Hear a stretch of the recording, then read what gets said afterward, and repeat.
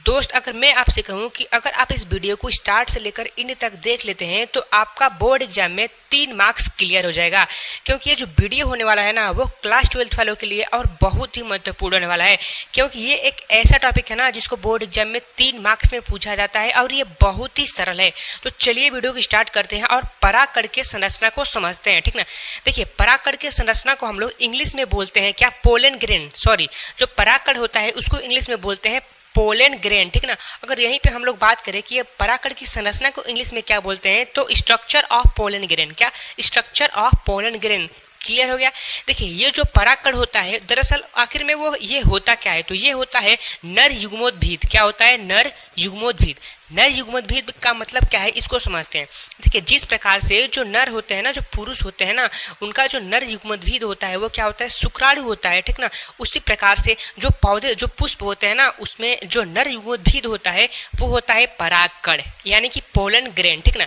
देखिए, समझिए, जिस प्रकार से जो हमारा शुक्राणु होता है वो बनता है वृषण से, उसी प्रकार से जो हमारा ये परागकण होता है वो बनता है किससे, परागकोश में। किस में बनता है, परागकोश में, ठीक है। क्लियर हो गया, किस में बनता है, परागकोश में, ठीक। देखिए, यही है हमारा पराकड़ की संरचना और इसी को हमको पढ़ना है। सबसे पहले आप इसके 2 पॉइंट्स को याद कर लीजिएगा जो बोर्ड एग्जाम में तो नहीं पूछे जाएंगे, बट ये आपके लिए बहुत ही महत्वपूर्ण है। सबसे पहला कि सबसे छोटा जो हमारा परागकण होता है वो होता है मायोसोटिस। क्या होता है, मायोसोटिस। क्लियर, क्या होता है, मायोसोटिस।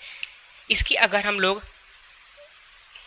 लंबाई की बात करें तो वो होता है 10 माइक्रोमीटर, इतना छोटा होता है, ठीक ना। दूसरा हमारा क्या है कि सबसे बड़ा आकार के परागकण क्या होता है, मिरेबिलिस होता है। क्या होता है, मिरेबिलिस। इसका आकार कितना होता है, 200 माइक्रोमीटर तक इसका आकार होता है, यानी कि बहुत ही छोटा होता है, ठीक ना। समझ गए। अब आते हैं अपने स्ट्रक्चर ऑफ पोलन ग्रेन पे, ठीक। देखिए, सबसे पहले आप समझिए कि ये वाला जो संरचना दिख रहा है, बीच वाला संरचना, इसको हम लोग बोलते हैं वर्धी केंद्रक। क्या बोलते हैं, वर्धी केंद्रक, ठीक ना। एंड ये इस टाइप की जो संरचना दिख रही है इसको बोलते हैं रिक्तिका। क्या है ये, रिक्तिका है। क्या है, रिक्तिका, ठीक। क्लियर हो गया। एंड ये वाला जो परत के पास वाला ये जो कोशिका दिख रहा है इसको हम लोग क्या बोलते हैं, इसको हम लोग बोलते हैं जनन कोशिका। क्या है, जनन कोशिका है, ठीक ना, जनन कोशिका, ठीक। ये जो जनन कोशिका होता है ना, इसी में होता है समसूत्री विभाजन, जिसके फलस्वरूप 2 नर युग्मक बनते हैं और यही नर युग्मक पराग नली के सहायता से हमारे बीजांड में जाते हैं, भ्रूणकोश में जाते हैं। क्लियर हो गया। तो देखिए, ये वाला जो भाग दिख रहा है, ये जो बिंदु बिंदु टाइप का भाग दिख रहा है, खुरदरा टाइप का भाग दिख रहा है, इसको हम लोग बोलते हैं, क्या बोलते हैं, बाह्यचोल, यानी कि एक्साइन। ये जो खुदरा टाइप का संरचना है इसको हम लोग बोलते हैं बाह्यचोल, बाह्यचोल, ठीक ना।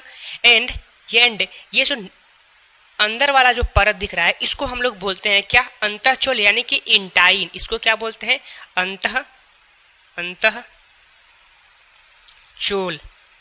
इतना क्लियर हो गया।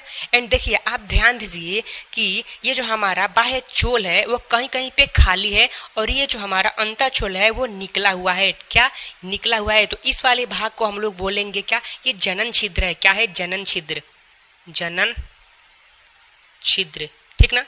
इतने का आप स्क्रीनशॉट ले लीजिए। क्लियर हो गया। अब क्या करते हैं कि एक एक करके इनके कार्यों को समझते हैं। सबसे पहले हम लोग समझते हैं कि जो बाह्यचोल होता है उसका कार्य क्या होता है, ठीक ना। देखिए, बाह्यचोल को इंग्लिश में बोलते हैं एक्साइन, ठीक ना। एक्साइन का जो फर्स्ट पॉइंट है वो क्या है, यह मोटा व खुरदरा है। आपको कैसा दिख रहा है, ये खुरदरा दिख रहा है और मोटा होता है, ठीक ना। कैसा होता है, मोटा व खुरदरा होता है। दूसरा पॉइंट क्या है, यह स्पोरोपोलेनिन का बना होता है। किसका बना होता है, स्पोरोपोलेनिन का बना होता है। स्पोरोपोलेनिन क्या है, पादप जगत का सबसे कठोर पदार्थ होता है। इस पे ना अम्ल का प्रभाव पड़ता है ना क्षार का प्रभाव पड़ता है, इसलिए जो हमारे पराकड़ होते हैं वो लंबे समय तक मतलब ठीक सुरक्षित रहते हैं, ठीक ना। तो ये पादप जगत का क्या है, सबसे कठोर पदार्थ है, इसी का ये बना होता है, ठीक। अब आते हैं अपने अंतःचोल पे, ठीक ना। देखिए बाह्यचोल को हमने निपटा दिया, अब आते हैं अपने अंतःचोल पे, ठीक ना। देखिए सबसे पहले जान लीजिए कि जो अंतःचोल होता है इसको इंग्लिश में बोलते हैं इंटाइन, ठीक ना।